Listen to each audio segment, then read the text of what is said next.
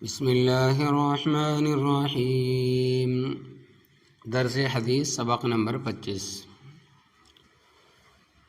حضرت عبداللہ ابن مسعود رضی اللہ تعالی عنہما سے روایت ہے کہ انہوں نے فرمایا کہ ہم نے اپنے کو یعنی مسلمانوں کو اس حال میں دیکھا ہے کہ نماز با جماعت میں شریک نہ ہونے والا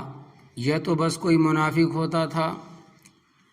جس کی منافقت ڈھکی چھپی نہیں ہوتی تھی، عام طور سے لوگوں کو اس کی منافقت کا علم ہوتا تھا، یا کوئی بیچارہ مریض ہوتا تھا جو بیماری کی مجبوری سے مسجد تک نہیں آ سکتا تھا، اور بعض مریض بھی 2 آدمیوں کے سہارے چل کر آتے اور جماعت میں شریک ہوتے تھے۔ اس کے بعد حضرت عبداللہ ابن مسعود رضی اللہ تعالی عنہ نے فرمایا کہ رسول اللہ صلی اللہ علیہ وسلم نے ہم کو سنن ہدا کی تعلیم دی ہے۔ سنن ہدا کی تعلیم دی ہے یعنی دین و شریعت کی ایسی باتیں بتلائی ہے جن سے ہماری ہدایت و سعادت وابستہ ہے، اور انہی سنن ہدا میں سے ایسی مسجد میں جہاں اذان دی جاتی ہو، ایسی مسجد میں جہاں اذان دی جاتی ہو جماعت سے نماز ادا کرنا۔ ایک دوسری روایت میں حضرت عبداللہ ابن مسعود رضی اللہ تعالیٰ عنہ کا یہ ارشاد اس طرح نقل کیا گیا ہے کہ انہوں نے فرمایا کہ اے مسلمانوں، اللہ تبارک و تعالیٰ نے تمہارے نبی صلی اللہ علیہ وسلم کے لیے سنن ہدا مقرر فرمائی ہے، یعنی ایسے اعمال کا حکم دیا ہے جو اللہ تبارک و تعالیٰ کے مقام قرب و رضا تک پہنچانے والے ہیں، اور یہ 5 نمازیں جماعت سے مسجد میں ادا کرنا انہی سنن ہدا میں سے ہے۔ اور اگر تم اپنے گھروں ہی میں نماز پڑھنے لگو گے جیسا کہ یہ ایک آدمی جماعت سے الگ اپنے گھر میں نماز پڑھتا ہے، یہ اس زمانے کی کسی خاص شخص کی طرف اشارہ تھا، تو تم اپنے پیغمبر صلی اللہ علیہ وسلم کا طریقہ چھوڑ دو گے، اور جب تم اپنے پیغمبر صلی اللہ علیہ وسلم کا طریقہ چھوڑ دو گے تو یقین جانو کہ تم راہ ہدایت سے ہٹ جاؤ گے، سیدھے راستے سے ہٹ جاؤ گے اور گمراہی کے غار میں جا گرو گے۔ رسول اللہ صلی اللہ علیہ وسلم کے جلیل القدر صحابی حضرت عبداللہ ابن مسعود رضی اللہ تعالیٰ عنہ اپنے اس ارشاد میں فرمایا ہے کہ 5 وقت کی نماز جماعت سے مسجد میں ادا کرنا رسول اللہ صلی اللہ علیہ وسلم کی تعلیم فرمودہ سنن ہدا میں سے ہے، یعنی آپ کی ان اہم دینی تعلیمات میں سے ہے جن سے امت کی ہدایت وابستہ ہے۔ آگے آپ نے یہ بھی فرمایا کہ جماعت کی پابندی ترک کر کے، جماعت کی پابندی چھوڑ کر کے، ترک کر کے اپنے گھروں ہی میں نماز پڑھنے لگنا رسول اللہ صلی اللہ علیہ وسلم کے طریقے کو چھوڑ کر گمراہی اختیار کر لینا ہے۔ اسی کے ساتھ آپ نے یہ بھی فرمایا کہ اس امت کے اس اولین دور میں، اس امت کے اس اولین دور میں جو مثالی اور معیاری دور تھا، منافقوں اور مجبور مریضوں کے علاوہ ہر مسلمان جماعت ہی سے نماز ادا کرتا تھا، اور اللہ تبارک و تعالیٰ کے بعد صحابہ عظیمت بندے تو بیمار کی حالت میں بھی دوسروں کے سہارے آ کر جماعت میں شریک ہوتے تھے۔ حضرت ابو ہریرہ رضی اللہ تعالیٰ عنہ سے روایت ہے کہ رسول اللہ صلی اللہ علیہ وسلم نے فرمایا، منافقوں پر کوئی نماز بھی فجر و عشاء سے زیادہ بھاری نہیں ہے، اور اگر وہ جانتے کہ ان دونوں میں کیا اجر اور ثواب ہے، اگر منافق جانتے کہ ان دونوں میں کیا اجر اور ثواب ہے اور کیا برکتیں ہیں تو وہ ان نمازوں میں بھی حاضر ہوا کرتے، اگرچہ ان کو گھٹنوں کے بل گھسیٹ کر آنا پڑتا، گھٹنوں کے بل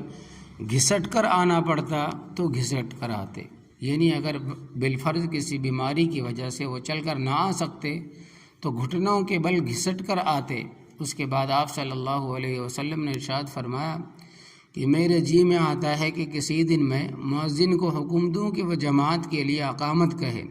پھر میں کسی شخص کو حکم دوں کہ میری جگہ وہ لوگوں کی امامت کرے، اور خود آگ کے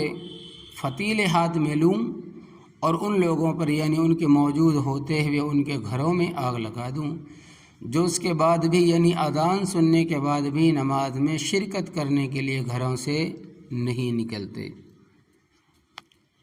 اللہ اکبر، کتنی سخت وعید ہے اور کیسے جلال اور غصے کا اظہار ہے رسول اللہ صلی اللہ علیہ وسلم کی طرف سے ان لوگوں کے حق میں جو آپ کے زمانے میں جماعت میں غیر حاضر ہوتے تھے، غیر حاضر رہتے تھے۔ اور اسی بارے میں رسول اللہ صلی اللہ علیہ وسلم کا اسی طرح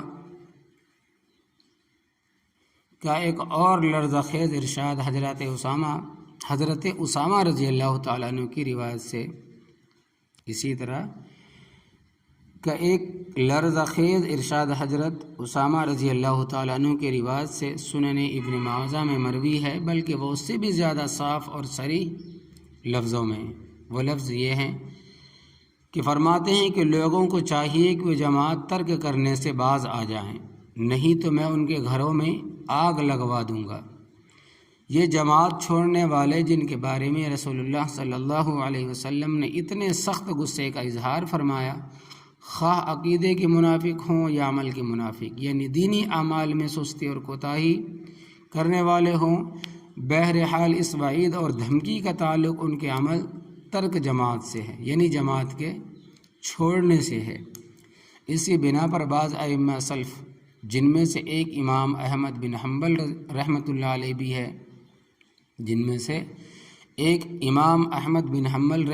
علیہ بھی ہے، اس طرف گئے ہیں ہر غیر معذور شخص کے لیے جماعت سے نماز پڑھنا فرض ہے، یعنی ان کے نزدیک جس طرح نماز پڑھنا فرض ہے اسی طرح اس کو جماعت سے پڑھنا ایک مستقل فرض ہے، اور جماعت کا چھوڑنے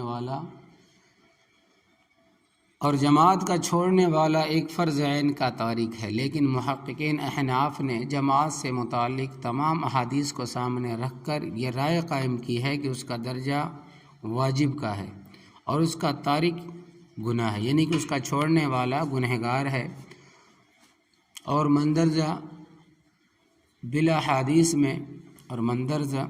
بالا حدیث میں رسول اللہ صلی اللہ علیہ وسلم کا ارشاد ایک طرح کی دھمکی ہے، اللہ عالم، یعنی کہ اس حدیث کے اندر نبی کریم صلی اللہ علیہ وسلم کی جماعت کے ساتھ نماز نہ پڑھنے کے بارے میں ایک دھمکی بھی ہے اور سخت وعید بھی ہے، واللہ عالم۔ یا اللہ ہم سب کو نبی کریم صلی اللہ علیہ وسلم کی سچی محبت عطا فرمائے، اور ہمیں اپنے بچوں کو بھی آپ صلی اللہ علیہ وسلم کی محبت، اس کے تقاضے سکھانے کی توفیق عطا فرمائیے۔ یا اللہ ہم سب کو اپنی عقائد، عبادات، معاملات، معاشرت اور اخلاق میں علماء حق کی تعلیمات کے مطابق درست کرنے کی نصیب فرمائیے، فکر نصیب فرمائیے۔ یا اللہ ہم نے آج احادیث مبارکہ سے دین کا جو علم حاصل کیا ہے اس کو صحیح انداز میں محبت اور حکمت کے ساتھ دوسروں تک اور خاص طور پر اپنے گھروں میں پہنچانے کی توفیق عطا فرمائیے، آمین یا رب العالمین۔